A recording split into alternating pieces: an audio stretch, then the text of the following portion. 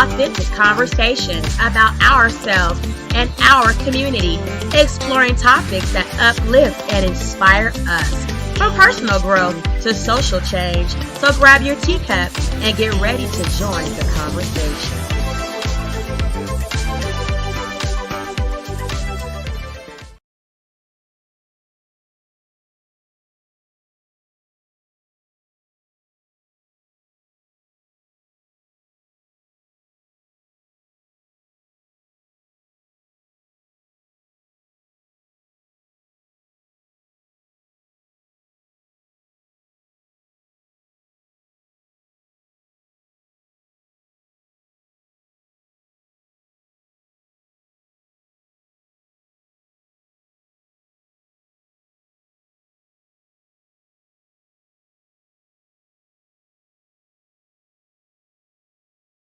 Again, kind of going piece by piece about kind of dispelling her testimony under direct there. But she was asked, was there ever a time that you pretended to do drugs? And Dawn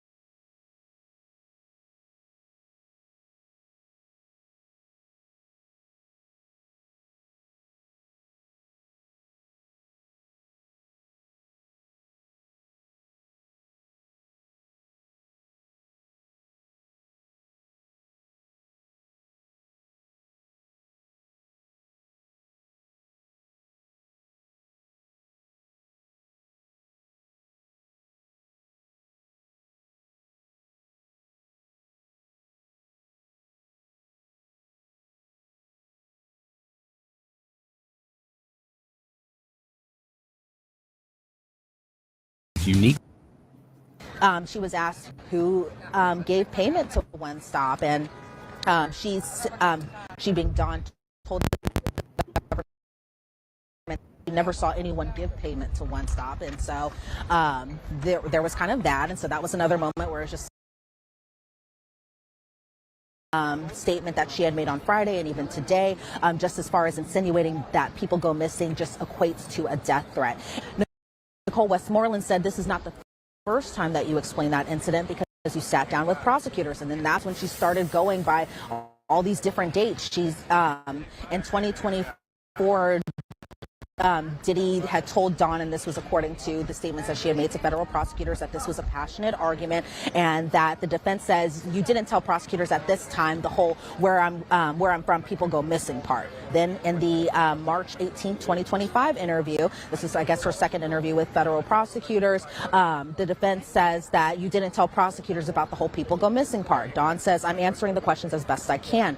Then in April, she was asked about the whole egg incident again with federal prosecutors. And again, these conversations that are being had with federal prosecutors aren't with Diddy present, aren't with Diddy's defense attorneys present. And so essentially it's just Dawn and other witnesses meeting with federal prosecutors, essentially going over their statements and what their testimony could look like, that type of thing. But during this April 17th meeting, which weeks before trial, they spoke about this egg incident again, and Dawn apparently or reportedly didn't bring up this people go missing claim, and she didn't bring this claim up again until May 10th, according to the defense. So the defense was really just kind of like, you need to be honest about this. They were really just saying, why do you have to be, why, if you're not scared that Diddy is there and you're not scared about Diddy's threats, then why weren't you just more forthcoming with prosecutors? Why didn't you bring up these types of incidents? And so they were really just kind of getting her to kind of admit or kind of trip her up there a little bit.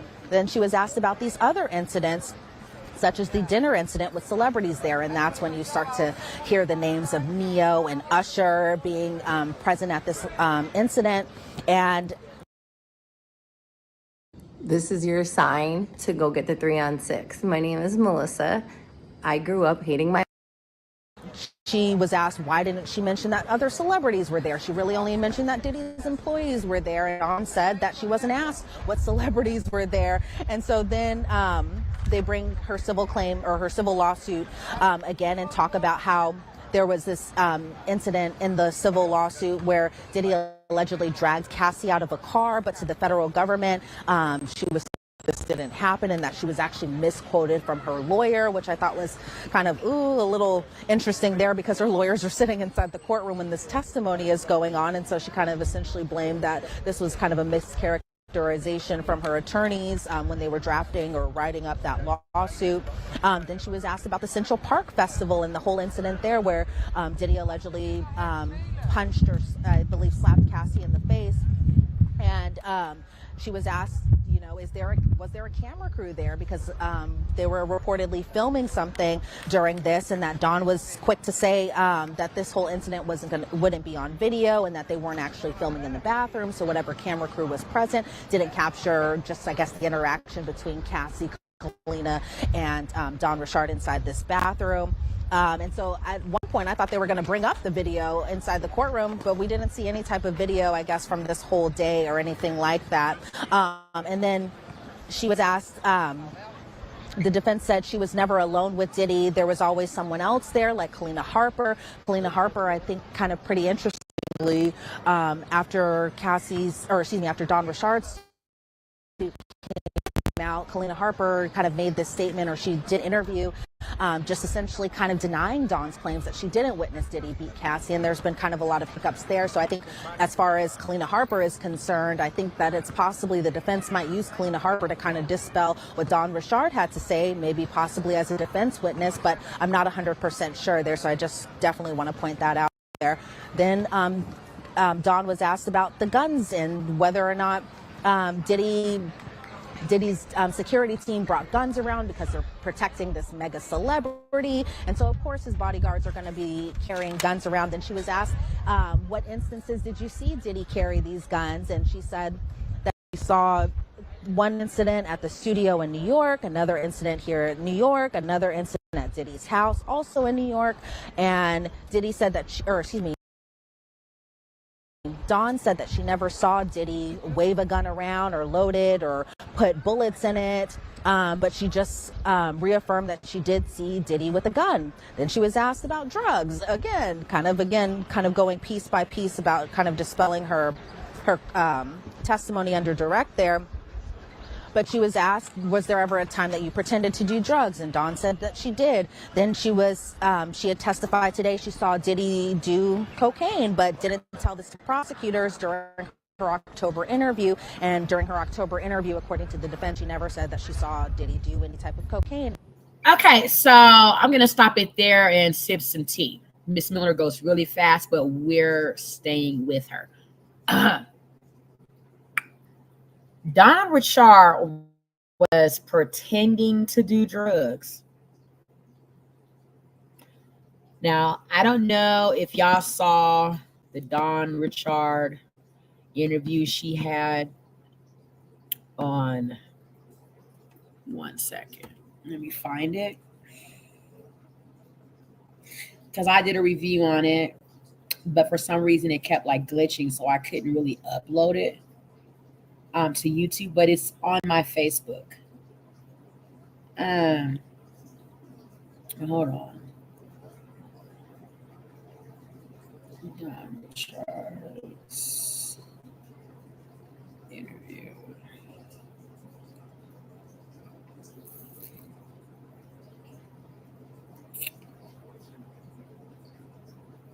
Okay. She did an interview on one of the like dark underbelly podcasts. I can't recall it at the second. It's not coming up. Okay. But like I said, I reviewed it over on Facebook. And Don Richard didn't look like she was pretending to use drugs.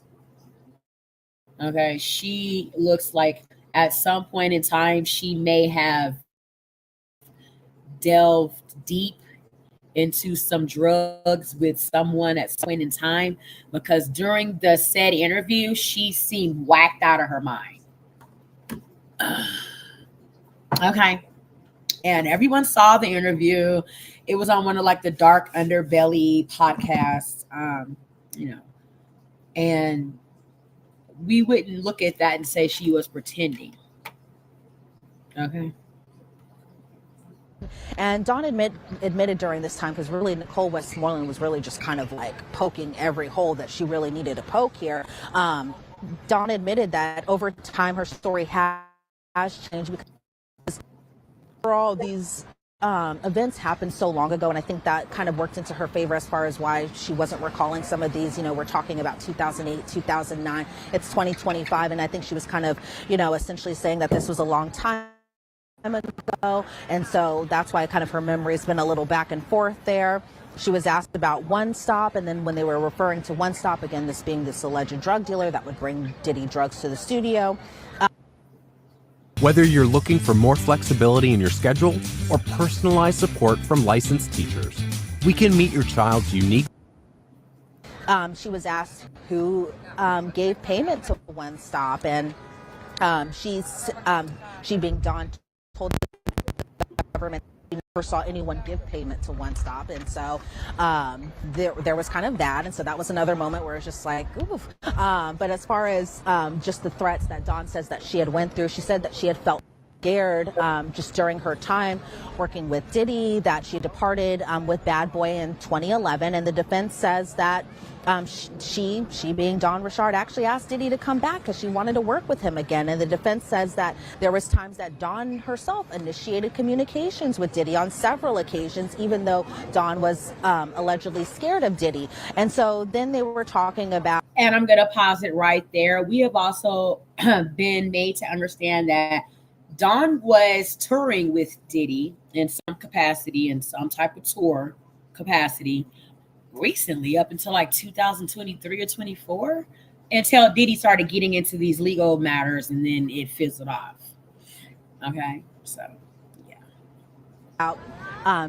Don Richard's career overall, just how they sold hundreds of thousands of records with Danity Kane, something I think was interesting that they had talked about, because given that Aubrey O'Day, one of her former bandmates, had talked about how much they all got for publishing, essentially that being $800, something that Dawn didn't talk about during her testimony today, but just something, for our viewers to kind of understand that the defense was trying to paint it as they sold hundreds of thousands of records, they got a claim, all this stuff, but then in the back of their mind, they really didn't get much money from their actual deal working with Diddy. But the defense talked about how Diddy didn't even want to sign Dawn Richard as a solo artist, but that Dawn continued to reach out to Diddy even again as late as 2020, 2021.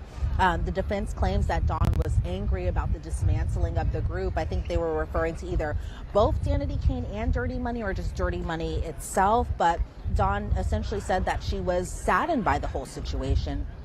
She was asked about Cassie's lawsuit as well, too, and said that, did you file your lawsuit shortly after Cassie filed her suit? And she said yes, which I think was kind of a little misleading there because it wasn't really directly after that Dawn Richard filed her lawsuit. It was almost a year after that she had filed her suit, but I think probably to the jury they might think, oh, Cassie filed her suit, Dawn filed her suit right after, and that essentially they just are after money from this mogul who has a lot of money, and that Dawn said that she wanted to file her suit to get compensation for her work, essentially something different that she had told under direct, where she had said that she just wanted justice, but under cross-examination, it was that she did. This is what my house looks like, and I haven't cleaned in 3 months. That's because I have someone come and do it for me twice a month through HomeAglow.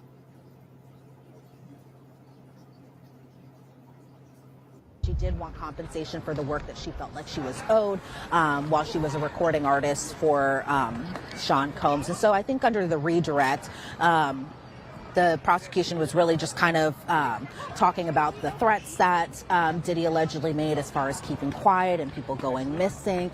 They were talking about Dawn's work experience with Diddy, how it was a volatile work environment. She had said that essentially every meeting that she informed the government of Cassie's physical assault. So that was something that she didn't change throughout her testimony. That was something that kind of was a sticking point throughout all of her meetings with the government. Again, she was asked about the egg skillet incident, and then that kind of just ended the redirect. And then under the recost, it was kind of the same thing. Just you reached out to Diddy very recently. You were trying to kind of engage on making the band, this reboot that they were trying to do a few years ago.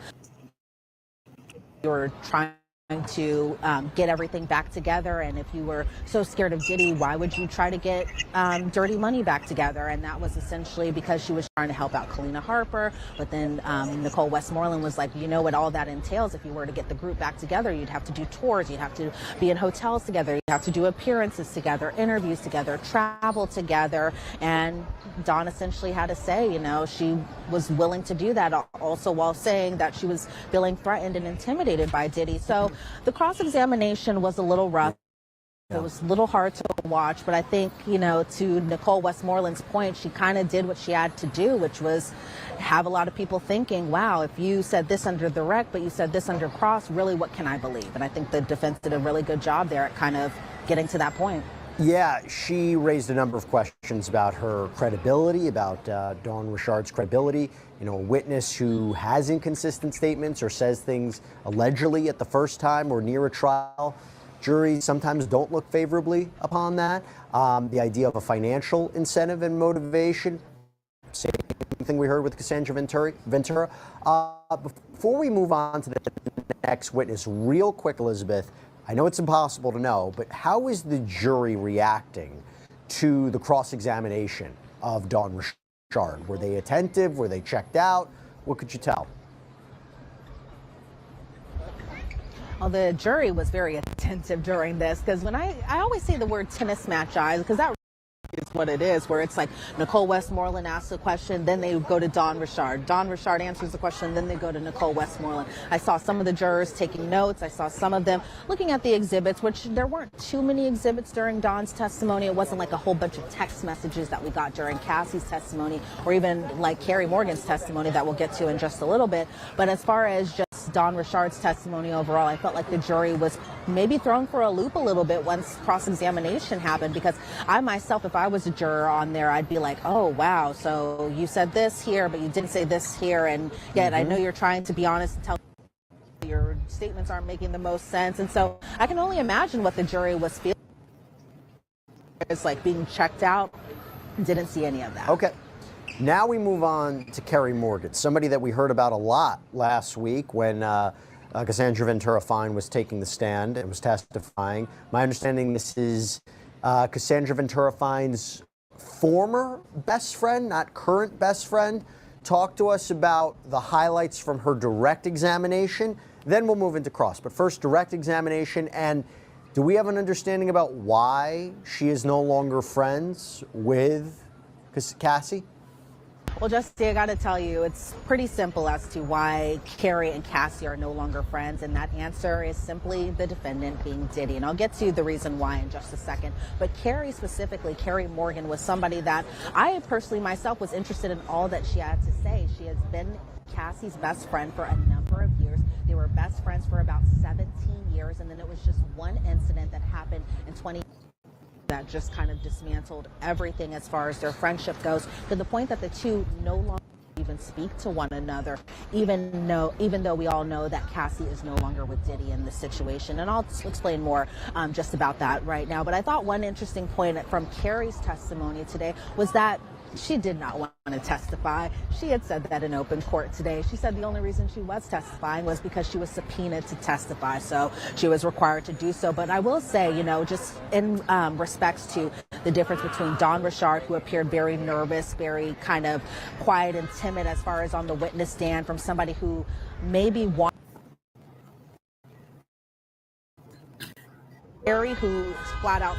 And sippers, I want to let everybody know we are catching up from Friday until today, okay? I am also a busy woman, so I will not be live every single day, especially just about Diddy. But I am going to cover everything in all of the trial, okay? We are catching up with Diddy.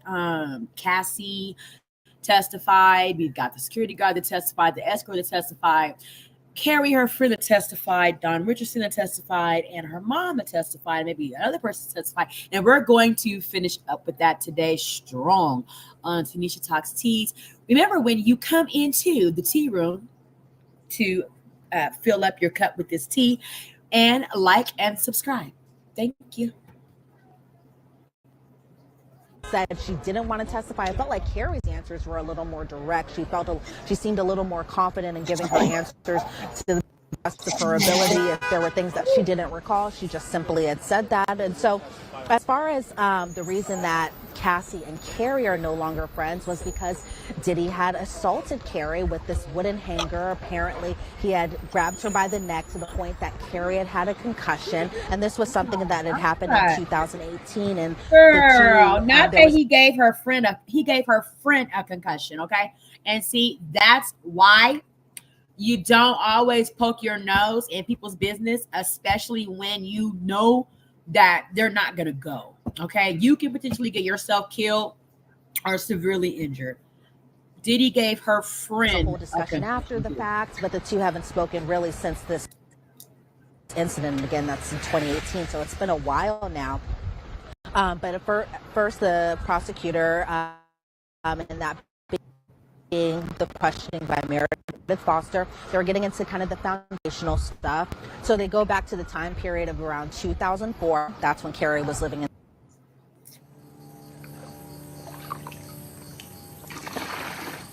It's hard for us to imagine a life with dirty water. In Manhattan, she and Cassie had met while they were working on a modeling shoot, and the prosecution was asking Kerry, did you see Cassie drink very often? And Kerry said that she didn't see Cassie drink much very often. She said that she didn't see Cassie do drugs at all at first. Then they started to get into the relationship between Cassie and Diddy, which started off in 2007. And she said, she being Kerry, said that she saw Cassie and Diddy often together, that they traveled together to Ibiza, to Italy, to Los Angeles, to Miami. She was asked about drug use and whether or not they did drugs together. And Kerry was very forthcoming. She said that herself, Cassie, and Diddy all did drugs together, and these drugs were provided by Diddy. So when Kerry was asked also about just the type of drugs that they used, it was drugs that we kind of heard them talk about prior to this, that being drugs like Molly or ecstasy or weed. Carrie even admitted that she did opioids with Cassie around the time. Cassie herself, when she was under direct testimony and even cross. So Cassie has now subjected her friend to her drug addiction and gotten her to use opiates. Are y'all listening to the testimony that has come out of the courtroom? That could have potentially been a downfall of her friend Carrie, right? Mm-hmm. Examination. She was talking about how she had an opioid addiction while she was testifying, but she said that she had gotten to know Diddy really well. And so she did get addicted to opiates while directly being friends with Cassie, and Cassie being the lover of Diddy. Okay, she got her friend Carrie addicted to drugs. Even at points thought, that he was pretty intimidating, but it seemed like altogether that they were kind of like a group of friends that would always hang out together. They did activities such as even going to Burning Man together. Even saw an exhibit photo of Carrie, Diddy, and a producer named Dallas Austin all at Burning Man together. That was one of the exhibit photos. But Carrie said that Diddy did have mood swings, that he would yell, he would get mad, and that Cassie essentially lost her confidence while she was in a relationship with Diddy. Carrie heard Diddy talk down to Cassie. He criticized her looks, how she behaved, who she talked to. She said that Diddy would call Carrie just to look for Cassie. So we had seen an exhibit photo of Carrie Morgan, a music producer named Dallas Austin, who was actually on that People and Places list during jury selection, Diddy and another man, all together at Burning Man. So you could kind of feel just the close relationship for the most part that they had where they all seemed like a group of friends together. And then it seemed like from Carrie's perspective, that one incident that had happened in 2018 really changed everything. And I'll go in more in depth in just a second. But as far as Diddy is concerned, Carrie admitted that Diddy had mood swings, that he would yell, he would get mad, that Cassie lost her confidence while she was with Diddy, that Carrie heard Diddy talk down to Cassie, that he criticized her looks, how she behaved, who she talked to, and that Diddy would call Carrie just essentially looking for Cassie, something that we had heard about in different testimony as far as how if Diddy wasn't able to get in contact with Cassie, he would go through other means, such as his own employees, such as, in this case, Carrie, just to get a hold of her whenever Cassie wouldn't be answering the phone. And Carrie even said that employees would call Cassie as well too. So then that's when we see an exhibit photo of Christina Coram. Carrie actually refers to Christina Coram in a loving way, similar to how Cassie did, where they both had called her KK, and that's what they would refer to her as, KK. And there was one incident where Christina Coram, aka KK, would actually call Carrie to look for Cassie. And so then the prosecution asked Carrie about Cassie's career, and that essentially Diddy was in charge of her music, her career, and that she recorded a bunch of songs, something that Cassie testified to under her during her testimony, where Cassie recorded a whole bunch of songs. She was supposed to do a 10-album deal. Only one album came out. She did a mixtape that didn't go, that didn't elevate or anything like that, but that essentially she recorded all these songs that just wouldn't be put out. Carrie said at this time that she had witnessed Cassie getting physically assaulted around twice, so she recalled two different instances where Diddy had hit Cassie. So I'm going to stop it right there and spill some tea. Do you guys think that Cassie has access to her produced music? Do you guys think Cassie has the ability to, now that she's won $20 million from Diddy, put out her unproduced music that never, made it to the surface while she was actually with Diddy? Do you think we'll now hear some of the written music that she's done, hundreds of songs? Do you think that we'll hear anything? Let me know.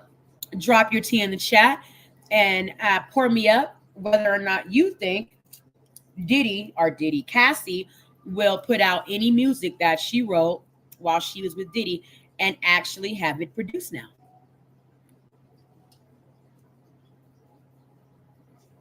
Cassie had pulled her hair, something that a lot of other people have testified to, something that Cassie confirmed that it happened. So she recalled two specific incidents, one in the Hollywood Hills at a rented house by Diddy, and then another time in Jamaica.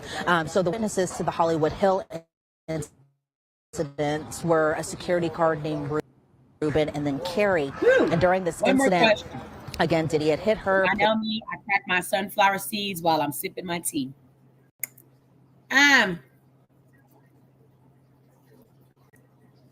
What type of music do you think she wrote while with Diddy? Do you think it was about freaking off? Or do you think it was about her being endlessly in love with Diddy? Let me know. Drop that T in the chat and let me know whether or not you think while with Diddy, Cassie wrote about freak offs or her love affair for Diddy. With Diddy. Let me know, sippers. Pulled her hair, pulled Cassie's hair, I should say, and that Carrie had told Ruben, the security guard, to do something, and that essentially Ruben didn't do anything to kind of stop this incident from happening. She said after this incident happened that Cassie and both Carrie left. They hid over near a neighbor's house, kind of under the stairs, as Ruben and Diddy were essentially looking for the both of them together. And she said that they waited and hid for about 20 or 30 minutes during this incident, but that Cassie went back to the home afterwards. Then they were called. Let me guess. You're thinking about going to therapy. And as a therapist myself, of course I'm going to say that's a great idea. But for 2013 incident in Jamaica where they were on vacation. It was with Carrie, Cassie, Carrie's friends, and then Diddy joined about, I think, midway through the trip. And that all of a sudden, Carrie heard Cassie screaming in a terrifying scream at that, and said that Diddy was essentially mad because Cassie was taking too long in the bathroom. And that's the reason that he had allegedly drugged her by her hair and pushed her to the point that she had hit her head. Carrie said that Cassie didn't move after she had fell, that she went into a fetal position, that Carrie even thought at one point that Cassie was just knocked out because she just wasn't moving. Then all of a sudden, Carrie and Diddy get into a verbal argument, and during this, Cassie just ran off and she ran into this wooded area, and then Carrie ended up getting on a golf cart. She found Cassie, and the two pretty much crouched together in a ditch, essentially hiding away from Diddy. She says after this incident, Cassie didn't receive any type of medical attention, and that they just went back to the house that they had rented during this trip together. Those were just some of the instances that Carrie had recalled throughout her friendship of just kind of witnessing this type of physical assault and physical abuse from Diddy. But she said those were the two incidents that stood out to her the most. Then we kind of get into March 6th of 2016, and we all know that date very well because that was after the Intercontinental Hotel incident, something that we are all very familiar with. Carrie just remembers Cassie coming back home. She had that hoodie on that we all saw from that surveillance video. She had dropped her bags and essentially just didn't say anything. But when she had pulled her hoodie back, when she, being Cassie, pulled her hoodie back, she had a black eye. Then Carrie said about 30 minutes later, Diddy came over with a hammer, which I thought was very kind of stunning to say. And while Carrie was terrified that Diddy was kind of hammering and yelling and banging on this door, that Cassie was just numb. And this is one part that I wrote down that really kind of stunned me that Carrie had said on the witness stand. She says, she, being Carrie, said, "I don't think she cared if he had killed her." And I think that was just kind of a startling statement to kind of, for her to kind of say while on the witness stand today, because we all have seen that surveillance video so many times. But for Carrie, who was Cassie's best friend at the time, to say that she didn't care if Diddy would kill her, I think that was just kind of a very big sticking point during her direct examination. Carrie said after this incident that Carrie called Christina Coram, that being Diddy's head assistant, and then D-Rock, who we all know now to be one of Diddy's security guards after this. Eventually, Diddy had left. He stopped with the whole hammer, yelling and banging on the door because he wasn't able to get into the apartment, so he eventually left. Another interesting point was that the police came over They being the police allegedly pushed Carrie into a wall, asked for her ID. Carrie told Christina Coram that the police were coming over. And I thought this was interesting because Carrie said that she didn't call the police, but Cassie during her testimony believed that Carrie did call the police during this incident. But according to Carrie's testimony today, police came over essentially because of the noise, not because anyone called them specifically. And so we saw some text exhibits between Carrie and Christina Coram where Carrie had wrote, "I'm sorry, I missed your call. I'm not used to this, SHIT." That is straight out of a horror movie. Someone banging at your door with a hammer. That is straight out of a horror movie. I would have definitely called the police. I don't give a damn who it was. I'm calling the police. That is very, very terrifyingly scary for someone to be banging at your front door, your door with a hammer. Call the police. She said she was looking for someone to say the wrong thing so she could call it domestic violence, she being one of the investigators, one of the detectives. And then she also wrote to Christina Coram, "Cash just asked me to send you that," which I thought was interesting, kind of verifying that Cassie wasn't one to go to the police, or even if the police were to respond, that Cassie would still kind of cover for her then boyfriend at the time, and that Carrie, from her perspective, said she encouraged Cassie to talk to police, but that Cassie didn't want to talk to police. And so there are times where throughout their friendship. And at that point, as a friend, what can you do? What can you do as a friend? Now you done went numb to your friend, numb to being abused. Now you done went numb to it. Care, but if you don't care, then what level of care can I give? Because no matter what I do, if you're not even willing to, stand up for yourself even a little bit, where's this going to go? Now, I'm a target because I'm calling the fucking police for you. See how that works? That Carrie would tell Cassie to leave Diddy, that he controlled her job, her career, her car, just everything that he had given to her throughout this relationship together was part of the reason that Cassie had stayed. But Carrie had said that really Cassie didn't have a lot of other close friends beyond Carrie and Diddy's employees, because even when Cassie was on the stand, she had said that Diddy's staff was like family to her, and it was pretty much a big loss when everything had went down. But for the most part, Cassie herself still. That's why your nerves are deteriorating and you can't walk without feeling pain. Maybe you don't know this, but all the burning, numbness, and tingling. The material things than their actual physical life. Kind of not like how it used to be or anything like that. That's the law. Then they get to Not 2018, your life. and this is where kind of the friendship breakup really kind of kicks into gear. Carrie had said that she was at Cassie's house in the Hollywood Hills when Diddy assaulted her. Cassie at this point locked herself in a bathroom. Diddy had come over unannounced, and that Diddy had choked Carrie and boomeranged a wooden. I mean, who knows? Cassie could have played this up into the point where she felt like, I think I may have enough to get out of this and get away alive and still get mine on the back end. Who knows how, what she was really thinking, because Cassie said herself that she masterminded a lot of the fuckery that her and Diddy, coerced in. So, who knows?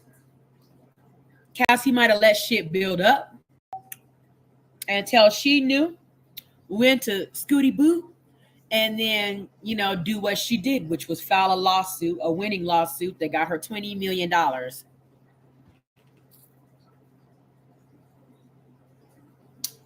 Okay. How much would you put up with if you were scheming on the back end to sue a rich guy and win millions of dollars? What would be your threshold of level of leaving? Where would your bar sit? For Cassie, It was a lot. A lot. Hanger at Carrie, and it hit Carrie right in the right ear. Because Diddy was accusing Cassie of cheating on him. And so she had told one of Diddy's assistants, an assistant named Ryan, that Diddy was acting crazy. Then we see an exhibit photo of Ryan. Carrie says during this entire incident that she did get a concussion. She became dizzy. She was vomiting after this incident, and that she actually went to urgent care after this. And Cassie don't give no damn. But her friends, her family, she don't give a fuck who falls in the wake of Diddy's wrath behind fucking with her. He done damn near killed her friend, and she still ain't left at that time. So this is where things just weren't the same ever for Cassie and Carrie specifically. That Carrie went to a lawyer. And that this lawyer was going to reach out to Diddy about the assault, and that Carrie was actually going to file a lawsuit around this time, this being in 2018. But instead of filing this lawsuit, everything was kind of underhanded, where Cassie kind of played the middleman, where it's like, if you don't go file this lawsuit, we'll just give you a settlement. Carrie said, you only got one time to play with my life, and it's over. Okay, I'm not building it up to $20 million. I'm finna hit it right now, hit it hard, get what I can get out of your assault, and get the fuck on. I like Carrie. I like her. Settlement payout. That payout was for $30,000, and all Carrie had to do was sign an NDA in return. And so Carrie had said that this conversation she had with Cassie went down at a pizza parlor or some type of pizza restaurant over in California, and that Cassie had told Carrie essentially that she was milking the assault. And what ended up happening was that Carrie felt that Cassie didn't have her back in this type of situation. Carrie and But then Carrie, wait a minute. Cassie turns around a year or so, however long later, to whenever she filed her lawsuit, to 2020 or threatened him with a lawsuit, like 2021, whenever she did that. She did that. How you gonna judge her for doing it and you did it too? It just took your dumb ass longer to sue. Okay. Ended up just taking the $30,000. She signed the NDA, and she hasn't spoken to either Cassie or Diddy since, because she felt like Cassie didn't have her back. And the summary of the direct examination was there's no pending lawsuits now. Yeah, look, this is another example. What I think they're doing very well with Cassandra Ventura, who is the star witness in this case, alleged victim number one. Before they even called her to the stand, they had two supporting. Be careful, babies. Coming out of that goddamn car. I know we want the scoopy, but be careful before you catch something in there with Diddy in there. Yeah, them in there coughing and shit. Ain't no telling what's flying out their mouth. And I'm just being real. Diddy and them just slept with everybody at the party. And goddamn it, everybody ain't lying on Diddy and them. Spreading all types of diseases around. Be careful. They might have the Corona 2000 in that courtroom. Witnesses, the hotel employee from the 2016 event, a male performer who was hired or allegedly hired to have sex with Cassandra Ventura. You had the 2016 tape that was introduced to support her credibility before she took the stand. After she takes the stand, now you have Dawn Richard and you have Carrie Moore, who are further seemingly trying to corroborate Cassandra Ventura's testimony. But what I think is interesting about Ms. Morgan is she's talking in a way where it supports the prosecution's argument of a pattern of abuse of women, right? It's not just one woman for the racketeering and sex trafficking charges. This is ongoing. This is multiple people. This pattern of illegal activity that there are people who were there, witnessed it, supports Ventura's claims. So she's a key witness, and I understand exactly why she was called by the prosecution. But obviously,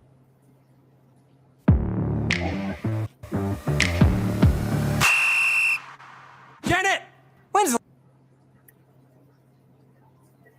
obviously, you know the defense is not going to take this lying down. They too had an opportunity to cross-examine Carrie Moore. What was it like? Was it the same intense questioning as you described of Dawn Richard? Not necessarily. So Mark Agnifilo was handling this questioning. So this is the first time we've seen him actually question a witness since trial has started. It was pretty interesting to kind of see him in action. He actually kind of was cracking a little bit of jokes with Carrie Morgan at the beginning, mainly just about him wanting to finish the questions up pretty quick. Knows that she wants to be done with her subpoena and be able to just leave. He says that, and then the cross-examination takes longer than just a few questions. So thank you so much, Mark Agnifilo. But one thing I thought that was interesting that he did during the cross-examination was he actually kind of took it back a little bit and asked her about Dawn Richard, which I was like, kind of, where is this going? Why is he asking about Dawn Richard when it's Carrie Morgan testifying? And so Mark Agnifilo started off with a photo of Dawn Richard, Kalina Harper, and Cassie Ventura over at that Central Park Festival. And I was like, why is he showing this to Carrie Morgan? And me speculating a little bit, I think they were trying to kind of introduce this photo and bring this exhibit photo in front of the jury, because while Dawn was on the stand, she had always said that she's always with Cassie. She's seen her and she's seen Cassie and Diddy a number of different times. But then Carrie Morgan, who's been her best friend for 17 years, says she didn't know who anybody in the picture was beyond just Cassie. And so I think that was kind of a point that they were trying to a little bit discredit Dawn Richard's testimony there. But then Mark Agnifilo was asking about how long Carrie and Cassie had known each other. They had met since high school. Mark Agnifilo brings up Ryan Leslie. That was Cassie's boyfriend before she was with Diddy. He's a music producer. And from Carrie's perspective, they began dating around 2004, and they seemed pretty serious. But then they brought it back to how often did Carrie see Cassie and Diddy together. And she said, she being Carrie, said she saw them a few times per month, that she would see Diddy and Cassie together at the studio, at their homes. They traveled together. Then the defense brings up Burning Man again. And I keep bringing up Burning Man. The defense keeps bringing up Burning Man. And apparently this was something that Cassie and Diddy did together. It was kind of like their little tradition of going to this music festival out in the desert together. And so they brought that back up. And one thing that I thought Mark Agnifilo did, which was also pretty interesting too, was ask Carrie if Cassie was jealous of Kim Porter. And Carrie says that she was, again, something that Cassie had admitted to while she was testifying too, because Carrie said that Cassie was jealous of Kim Porter again being the mother of some of Diddy's children, that Cassie was jealous because she could never go to the New Year's Eve parties, and I guess that must have been a big family gathering between all of those families, and Cassie essentially wasn't allowed to go to that type of thing. So then the defense asked Carrie about who was paying for the studio time, because they were always in the studio, and Carrie said, I guess the label, and the label being Bad Boy. The defense asked if Diddy put Cassie into the studio with other artists like Kid Cudi and Lil Wayne, and then Carrie was like, I never said Lil Wayne. And then I think the defense was just kind of trying to throw it out there that because of Diddy, Cassie was able to work with like these big names such as Kid Cudi, who's been mentioned a number of times, Lil Wayne. Carrie said that she also remembers Cassie working with French Montana, Too Short. All of these artists were in the studio with Cassie. Then the defense asked about Diddy's job. Girl, Cassie was in there with Too Short and Lil Wayne now. Girl, shit. Now we know how Too Short and Lil Wayne them get down at the freak off. So, not for nothing, girl. Y'all, Cassie's husband, they kissed everybody at the party. Then kissed everybody at the party. Girl, ain't no telling what really was going on. Okay, Too Short is on the scene with Cassie and Diddy. Girl, please. They know they get down all the way to the ground with the bullshit. So nothing, y'all. Too Short. Now look at Cassie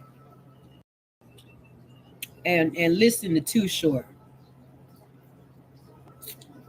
And Cassie can seemingly believe that Diddy cared about her. Why she wasn't in the studio with Usher, making a song with Usher or some goddamn body.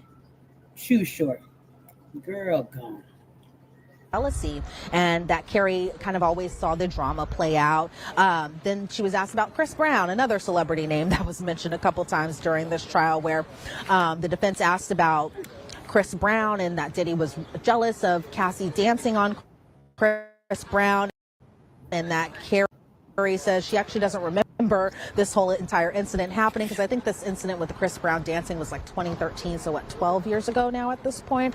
And so then that's when we get to another big celebrity's name, that was Michael B. Jordan, and she was asked, Carrie was asked about the movie shoot over at Honey 3 that was taking place in South Africa. She was asked about Cassie essentially blocking people, including Diddy, a time where Cassie and Diddy were not together, according to Cassie's perspective, that Cassie just was blocking him. She wanted him out of her mind while she was shooting this movie, because they brought back Gina into this whole situation. I'll get there in just a second. But Carrie kind of confirmed that Cassie and Michael B. Jordan were just speaking to one another, that they weren't dating, that they weren't intimate, that they weren't like this more than thing that Diddy himself kind of made it out to be, because essentially that was a big argument between Diddy and Cassie, was just that Diddy felt like Cassie was cheating on him with Michael B. Jordan, or at least pursuing Michael B. Jordan in a romantic fashion. And, Michael B. Jordan has become one of America's sweetheart, actors, kind of like a Denzel coming down through here for, Hollywood. And if he was somewhere canoodling with Cassie, he done kissed every nigga at the party. Okay, he done kissed every nigga at the party. And he might want to go get his mouth checked out for the herpes. Period. Because she testified that she kept a mouth full of herpes sores. So, yeah, that's what that could potentially be there. Boy. Fashion. Then Carrie was asked if she saw Cassie doing drugs in South Africa, and Carrie said that she didn't see Cassie doing drugs in South Africa. And then again, the defense trying to kind of confirm whether or not that Cassie and Michael B. Jordan were together. I thought that was just a kind of a weird moment. It's just like she already said that said that they weren't together, but the defense kept bringing it up a little bit there. Then they segued into Gina, and that Carrie confirmed Gina was kind of a big problem. And this was another point. She was saying that he was having a full-blown relationship with this little girl. And so the defense there had to be like, was this girl of age? And so that was kind of a whole moment where like they were kind of equating Gina to being a little girl, because Gina was much younger than Cassie and Carrie at the time, but still the defense had to verify like, oh, this is not a minor we're talking about, this was still an adult woman by law. But that Carrie essentially called Gina a little girl. And please don't get me wrong, I take it as I'm hearing it, and I give it as I feel it. Cassie was Diddy's hooker. She was his prostitute, his lady of the night. Okay. And he was essentially unleashing her on Hollywood. She done slept with everybody on Craigslist, Backpage, and wherever else you could find somebody to sleep with that's willing to do it for some money. And they frolicking, they orgying, they everything that you can't even think of. And then when her and Diddy get into a spat and she feels the courage to walk away, now she's sitting next to Michael B. Jordan and everybody else and all of this shit with her mouth full of herpes sores. He unleashed his hooker on Hollywood. And if I was y'all, I'd be careful and go get tested. Because we've already also heard her testify that nobody got tested. Nobody got tested. So if you had unprotected sex with Cassie, you could potentially have whatever sexually transmitted diseases they carry. Wouldn't go away. And then one thing that was kind of just a utterance, I will say, is that Carrie said that Gina actually got pregnant. And so don't want to necessarily confirm that the father of this child was Diddy. This is the pink salt recipe that took me from 179 to 126 in just weeks. You know what the best child was Diddy's or anything like that, but apparently this was something that was just kind of thrown out there. It wasn't really kind of delved into or anything like that, but just something Carrie threw out while she was under cross-examination by the defense.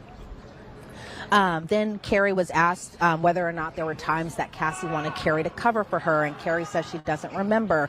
Then they get to the whole incident where Diddy was allegedly banging on this door with a hammer, and that no one took photos of the door, that police didn't show up till hours later, because this was after the whole hotel incident. And police asked Carrie what all had happened. Carrie said she wasn't at the hotel when Diddy had physically assaulted. How can we also tie Michael B. Jordan to Diddy? Didn't they also share Lori Harvey, Steve Harvey's stepdaughter, in the same capacity of intimately? So if I was America's new up and coming Denzel sweetheart, Michael B. Jordan, I would be somewhere trying to get tested. Go get tested. Everybody that has came in contact with intimately, one direct way or the other, I would go get tested. Cassie, so she didn't say what happened there. Carrie confirmed again that she didn't call the cops. The cops had come because of all the noise that was going on. And she was asked again about her text messages with Christina Coram, again, that being one of Diddy's head assistants. And Carrie referred, all these C's, all these K's, sorry about that. But Carrie confirmed that Christina was like the right hand of Diddy, and that she was always nice and that she always tried to help, something that I feel like the defense will definitely possibly use later on a little bit. Then she was asked a little bit about her relationship with Diddy's employees, again, naming names like Christina Coram, D-Rock, Derek Roche as well, too, that they were all friends. And Carrie Morgan had talked about a person named Mia, who we expect to be testifying. And Carrie had said that Mia had a ton of energy, something that you kind of have to have stamina to work with Sean Combs. And so we got a little bit about that there. Then she was asked about the 2018 incident where she was hit with the wooden hanger, and that Carrie got a concussion. And then the defense was asking her why she stopped being friends with Cassie. Carrie says that Cassie wasn't supportive of Carrie after Diddy had hit her. Carrie says that Cassie never even reached out to her after this incident. They were essentially verifying that the $30,000 didn't come from Cassie herself, that essentially Cassie was the middleman. And again, that Carrie says Cassie offered money to sign the NDA so Carrie wouldn't publicly speak about this. And the defense asked why she's not friends with Cassie if Cassie didn't specifically harm her, something that they were kind of going on and on about as far as her cross-examination goes today. And Carrie says it was simply just because Cassie didn't reach out to her even after the fact.